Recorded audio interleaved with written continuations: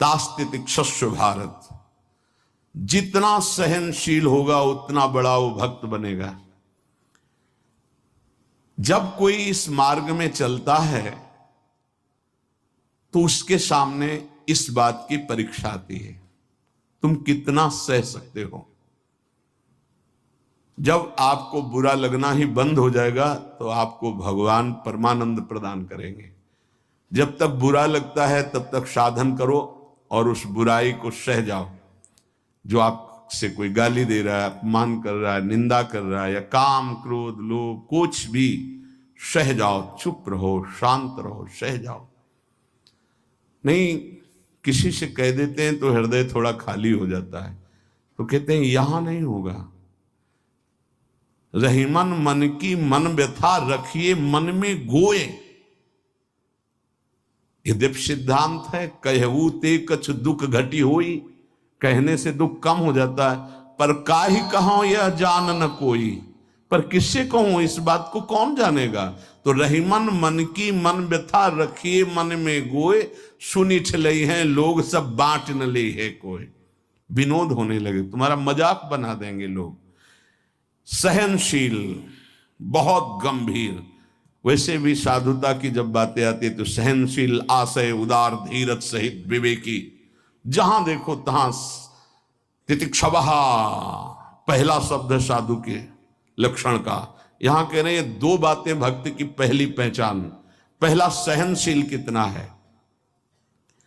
लोग उसे बुरा कहेंगे, उसकी हंसी उड़ाएंगे, उस पर कटाक्ष मारेंगे, उसका अपमान करेंगे, उसको छोड़ देने की धमकी देंगे, उसको लड़ने के लिए उत्साहित करेंगे, उसकी पराजय भी हो सकती है, पर वो शांत गंभीर, अपनी अंदर की वृत्ति को कभी विचलित ना होने दे, सह जाए।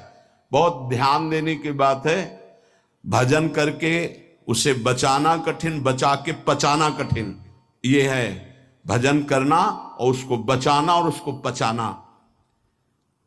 आपको बुरा कहेंगे, पूज्य बाबा कह रहे, हंसी उड़ाएंगे, आपके कटाक्ष मारेंगे, बड़ा भजनानंदी बनता है, किसी से तो बात ही नहीं करता है, अपने को कुछ ज्यादा ही भगत समझते हैं क्या।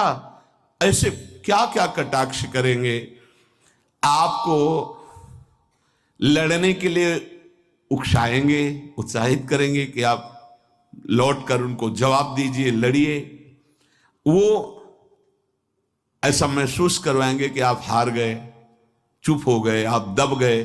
चुप हो जाओ, हार जाओ, हरि को हरि नाम, मौन होकर चुपचाप सह जाओ। इस गुण से अध्यात्म की उन्नति बहुत जोर की होती है। सहिष्णु, सहनशीलता, तितिक्षा, इनको एक ही शब्द के पर्यायवाची है। सहित सहित बाढ़े भगत गृह तन गुरहित गार, सेवक जी महाराज कहते हैं। और जिसके अंदर सहनशीलता नहीं है तो वो केवल परमार्थ का आडंबर करेगा, स्वप्न में भी आध्यात्मिक उन्नति नहीं हो सकती। जागृत की तो बात जाने दो, पकड़ लीजिए। सबसे पहला लक्षण सहन करना।